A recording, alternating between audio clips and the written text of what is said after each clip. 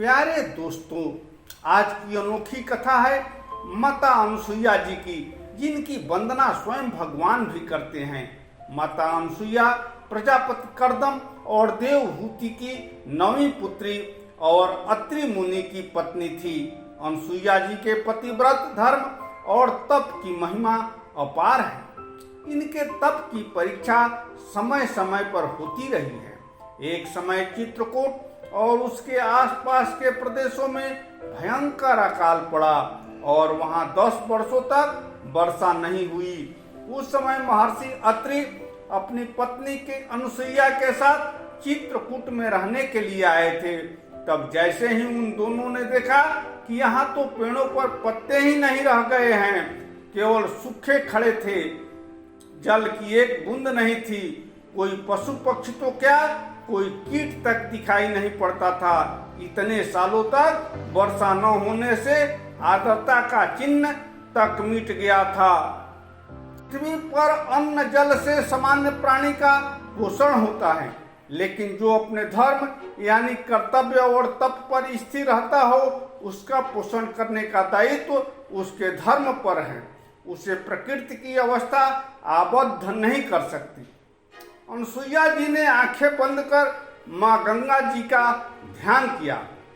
भगवती त्रिलोचन मौलिमंडिनी विष्णु पादोद्भवा जाह्नवी, मैं तुम्हारा आवाहन करती हूँ। हे सुरसरी अनसुईया तुम्हें पुकारती हैं। पधारो माँ, इस निर्जन प्रदेश को जल दो।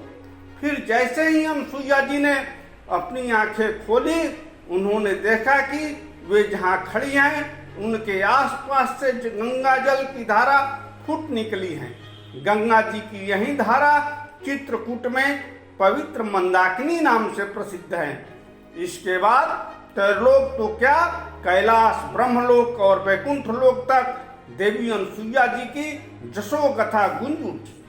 ब्रह्मा, विष्णु, महेश ने भी उनकी वंदना की। इस पर देवी पार्वती, महालक्ष्मी जी और माता सरस्वती जी को देवी अनसुईया जी के कुछ ईर्षा हुई। तीनों ने अपने अपने पतियों से देवी अनसुईया जी की परीक्षा लेने का आग्रह किया।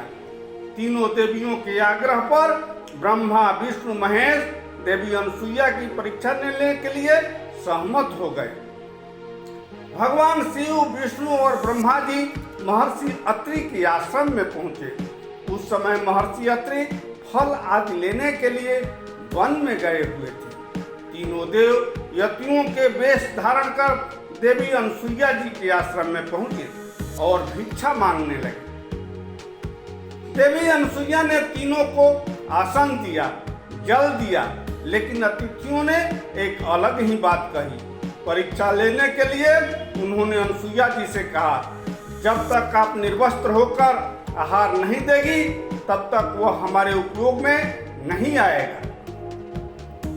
तीनों की ऐसी बात सुनते ही देवी अनसुईया समझ गई कि किसी में इतना साहस नहीं जो मेरे सामने ऐसी बात कह सके।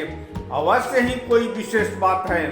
देवी अनसुईया ने अपनी आंखें बंद कर अपने पति महर्षि अत्रि का स्मरण किया और फिर अनसुईया की तप और शक्ति के आगे त्रिदेवों की माया भी न चल सकी। दिव्य शक्ति से उन्हें सत्य का पता लग गया और तब वे मन ही मन बहुत प्रसन्न हुई। उन्होंने देवों से कहा, जैसी आपकी इच्छा, तुम नवजात शिशु बन जाओ।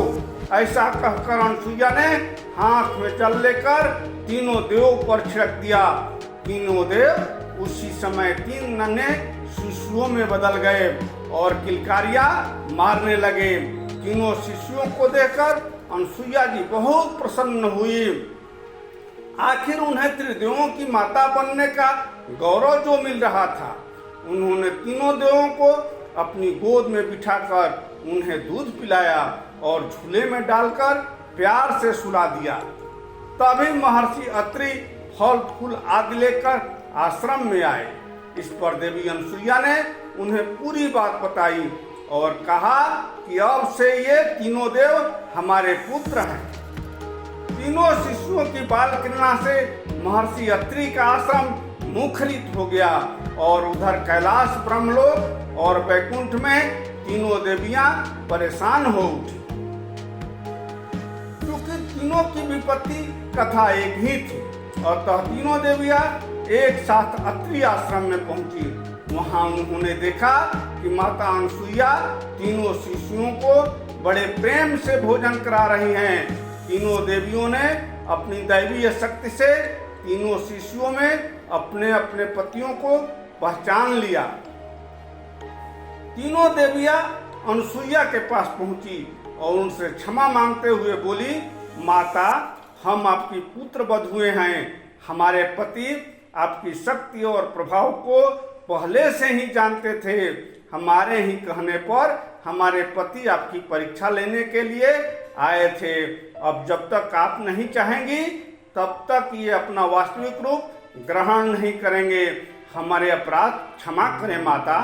और ऐसा कहकर तीनों देवियों ने अनसुईया के चरणों पर अपना मस्तक रख दिया और कहा कि अब हमें हमारे स्वामी प्राप्त हो, माता हम पर कृपा करें। तीनों देवियों की प्रार्थना पर देवी अनसुईया ने त्रिदेवों को उनके वास्तविक रूप में दे दिए। इस पर त्रिदेवों ने माता अनसुईया से प्रसन्न होकर उनसे वरदान मांगने को कहा। तब अनसुईया ने कहा कि अगर आप तीनों मुझसे प्रसन्न हैं तो मेरे पुत्र के रूप में जन्म ले। तब ब्रह्मा, विष्णु, महेश के अंश से महर्षि अत्रि के 3 पुत्र हुए। भगवान विष्णु के अंश से दत्त, शिव जी के अंश से दुर्वासा और ब्रह्मा जी के अंश से चंद्रमा हुए। त्रेता युग में जब भगवान राम चित्रकूट से दक्षिण की तरफ जाने लगे तब वे महर्षि अत्रि के आश्रम में भी पहुंचे। उस समय माता अनसुईया ने ही सीता जी को पतिव्रत धर्म का उपदेश देते हुए उन्हें अपने दिव्य वस्त्र और आभूषण दिए थे जो कभी मैले नहीं होते थे। इस प्रकार आज की कथा समाप्त हुई।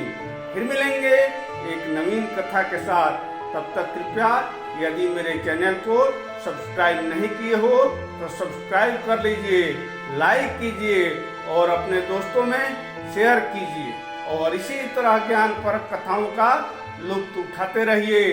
धन्यवाद।